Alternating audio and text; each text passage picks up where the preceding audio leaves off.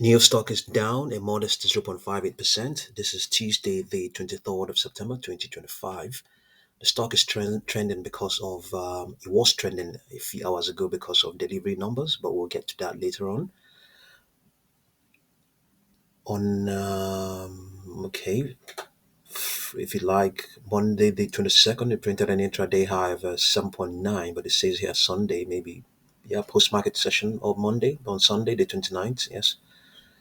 Intraday high of $7.9. What was printed. It has since retreated from those highs. Let's see what we have here. Yesterday it lost 6.24%. Let's see.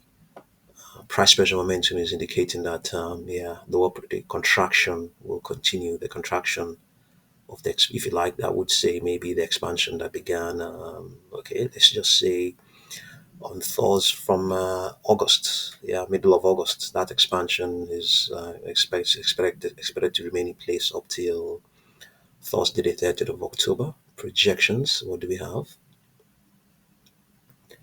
We have $8.06, $9, 9.58. Okay. Price pressure momentums. Let's see what we have down here. They are still robustly bullish. Yes. So positions opened 10 days ago are still very much in the money, and indeed those ones opened 21 days ago are still very much in the money. But they are, if obviously if this contraction continues to pounce out like this, then there's a good chance, obviously, that they may be in danger. As a matter of fact, some may have obviously some people are removing their money at the moment, and they are hoping to get back when some of these figures get suppressed further. But some obviously will remain here, and they'll keep buying the dip to balance out. Well, yeah, it's the strategy. Some trade, some invest. So I think those who trade are the ones probably taking their money out to come back to some other time or to go elsewhere. But those who are investing will average down, as the case may be. So let's just quickly have a look at the 1 minute chart to see. We had this intraday high of 7.9. Let's see whether there's any sort of extrapolation then when that printed $7.9. So any projections then? Let's see, 7.9. Okay, we don't have any at the moment. So the pre-market session, I believe, hasn't resumed yet. Hasn't started yet. So the 4 hour chart is also saying contraction is okay. Well, a sideways movement, if you like, may remain in place up till Wednesday, the 1st of October. Sideways movement with a bias to the downside. Projections here saying 6.19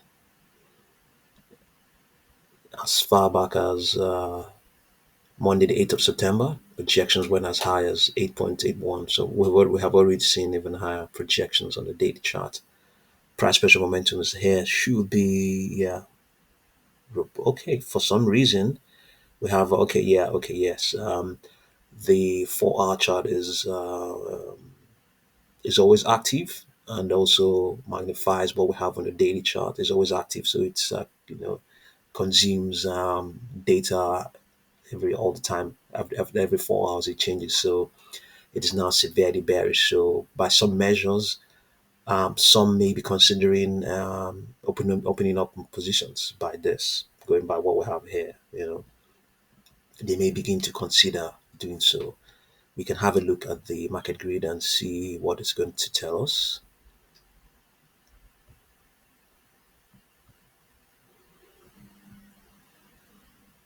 Okay, market grid is saying the stock is, I believe it's going to be in between the resistance and the support zones. Is that where it is? 6.9, 6.87. That's where it is. 6.87. Yeah, it is where it is between the resistance and the support zones. So it could continue to print lower prices, or it may resume the uptrend. But I'm thinking maybe lower prices. So The bottom of that grid is 6.52. If it begins to retrace towards this into the grid, then it opens up more buying opportunity. Let's have a look at the 1 hour chart. So right now it is, let's see what we have on the grid for NIO. Okay, 6.87. So yeah, it is, okay, it's in the support zone. Yeah, it's in the support zone. So there may well be chance that it may continue to print lower prices. No, 6.87. As a matter of fact, it's outside the grid. So yeah, there's a good chance continue to print lower prices. Yeah. Okay, so yeah, there's been the stock has the company has sold out, and a couple of things coming up. Just listen to what's going on. NIO just sold out 40,000 units of its new ES8 for 2025, and new buyers now face a 6-month wait. But can the company's new F3 factory ramp production fast enough to keep up with demand? Investors are buzzing, and analysts are already raising price targets. NIO's third generation ES8 SUV, unveiled September 20th and delivered from September 21st, has become an instant hit. The model redefines the premium family SUV with new tech, comfort, and battery swapping compatibility. In just weeks, demand has pushed 2025 production completely off the table, meaning new customers will have to wait until March 2026 for deliveries. To meet this overwhelming demand, attention has shifted to NIO's new F3 factory. Investors see it as the company's best shot at unlocking new production capacity. If the ramp is successful, it could ease delivery backlogs and support NIO's push into global markets. But if delays persist, NIO risks frustrating customers at a critical time. In online forums and trading groups, community debates are heating up. Bulls point to strong order books, record insurance registrations, and UBS and JP Morgan upgrades as reasons to stay optimistic. They see the potential for a short squeeze if momentum continues. Bears, on the other hand, warn that profitability remains elusive, international expansion is uncertain, and long wait times could weigh on consumer trust. Remember, the Chinese EV market is fiercely competitive. Tesla, BYD, and Li Auto are all fighting for dominance, while macro headwinds in China add more pressure.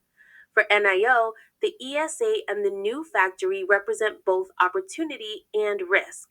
So, the big question is, can NIO deliver on its promises, or will production bottlenecks stall its momentum? With the ES8 sold out and analysts raising their targets, all eyes are now on the F3 factory and upcoming delivery numbers. Okay, thank you very much for watching this video.